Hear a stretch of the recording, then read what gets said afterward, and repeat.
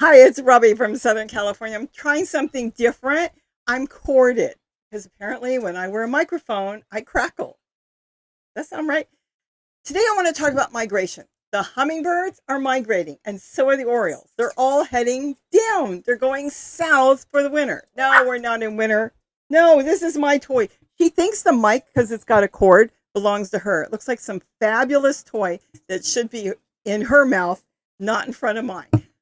So I have noticed a lot more hummingbirds starting to show up during the day and in the morning and in the evening. It's going to get more. There's going to be an abundance of hummingbirds because what we're going to have is the hummingbirds that are here as well as the ones that are passing through and the ones that are going to stay here. So we have year round. We have the hummingbirds just passing through and the new ones that will be here for the winter until they head north. But what I want to talk about today is we need to help them out. During migration, it is so important that we still put our food out. There's kind of a false belief that if you keep your hummingbird feeders out, they will not migrate. That's not true. There's a little thing in their head, nature put it there, telling them it is time to take off and go south or go north or whatever time of the year it is. This time of the year, they'd be going south where it's warmer and there's an abundance of food. They could go all the way to Central America. You can't stop them. But what you do need to do is continue to keep your feeders out because that gives them the food that they need. I mean, think about it. Bears and other animals load up on food. Squirrels, they're just eating on the fattest food they can find to build their body up so they can go into hibernation. Well, the hummingbirds are building up their bodies so they can take that long trip. Just in case they can't find the right food or an abundance of food, they'll be built up. So when they find your feeders out there, they will feed on them. And then when they know it's time to go, they will leave. They may stay in your area for another week, building up their bodies, eating the food you've put out. If there's a lot of insects around, they may be doing that. You got a lot of flowers. They'll be picking on the nectar and everything in there, the pollen, and then they may take off then. If the weather is good, like we're really hot right now, and if your weather's good, they may stay around longer. But the point is, don't take the food away. Just like when it's hot. Some people said, oh, it's too hot. Take the food out. Don't give them any food. Oh, my goodness.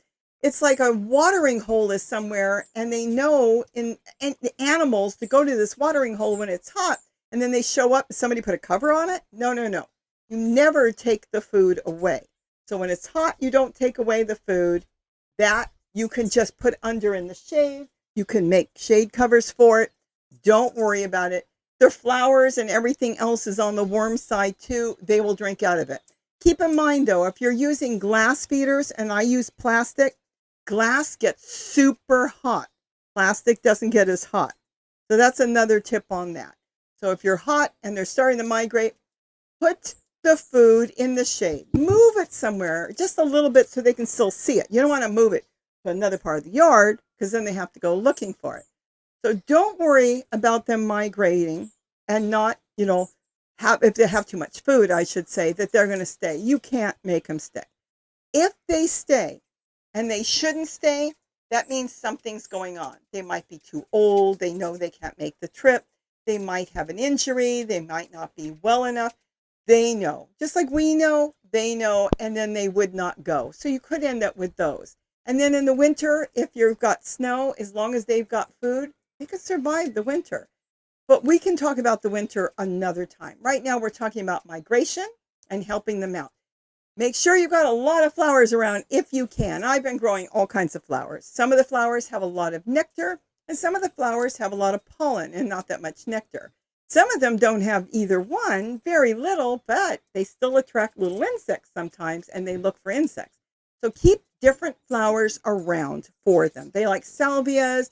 They like citrus. I mean, you can't be planting citrus trees for them. I know that. But you could go to your nursery and ask what type of flowers are giving off a lot of pollen. But your cuphias give off a lot of nectar.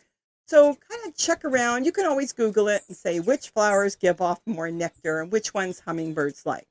They try almost everything. So you want flowers, but please don't pull the nectar. Put your nectar out. I make homemade nectar, which is 1/4 cup of white granulated sugar and 1 cup of water. It is a recipe. 1/4 of a cup of sugar and 1 cup of water, stirred until it is dissolved. Sometimes I put part of it as warm water, melt it down, and then add the rest as cold water. And put out small amounts. You don't have to fill the feeder all the way to the top. You can always change it out if you're home, twice a day if it's super hot, or just change it out every couple days if it's not that hot as it, goes down or it doesn't go down. By the 3rd day, you'd want to ditch it and put fresh in there. Just wash it up really good. So that's what is going on now. It is natural for a lot of birds, depending on where you are in the United States. For them, I'm in competition with a guinea. It is natural for them to start to do their migration at this time of the year, and the start in the beginning of September. Your orioles and a lot of your other birds will be migrating as well. I've noticed less orioles than we had because I found some hornworms recently. I never found any hornworms this year because they've been eating them all. So there's not as many birds, and they're not feeding babies right now as well. So that is all we need to remember. We need to help them out. And think about it. If you only see a couple here and there, keep your feeders out for the next month or two, even if you don't normally have hummingbirds, because the ones that are migrating through and they're passing through will be looking for familiar faces, which I'm talking about are the feeders that they're used to seeing. And when they see it and they can spot it from the sky, they will dive bomb down to come check it out to see if there's food in there. And if there's food, they'll take a drink. So that's what's going on this time of the year. Perfectly natural. Sometimes it's quicker. Sometimes they leave faster. Sometimes they hang around longer. There's no way to know for sure until you know that they're no longer there. But like you might see one day, then you might have a couple days there's nobody there. And then all of a sudden you have 2 or 3 showing up because they're migrating from up north and passing through your area.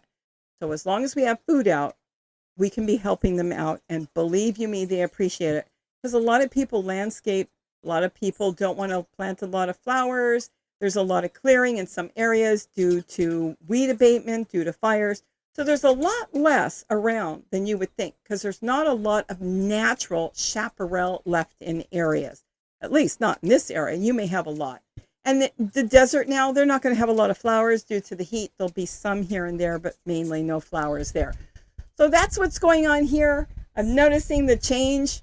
I've got to go do all these feeders again. They pretty much emptied most of my feeders. I'll be feeding all year long. When it rains, I get triple the birds because it's harder to find flowers and they're lazy. They don't want to be out in the rain if they don't have to, and they know where they don't have to work so hard and they can forage. So you'll see on rainy days, I'll be posting thousands and thousands of hummingbirds are here. But we've redone the deck a lot. I'm still working on it. I've hung more feeders under the eaves of the roof so I can hang double the feeders I had last year. So there's probably going to be in this one area over 20 feeders. And who knows, there could be 40 by the time I'm done. So go ahead and ask your questions. Let me know if your hummingbirds are starting to move in or move out or both. I'd love to hear that. And maybe tell me what types you see in your area.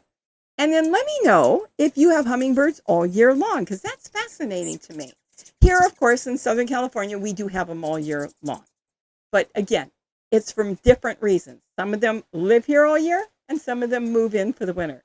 So with that, it's getting windy.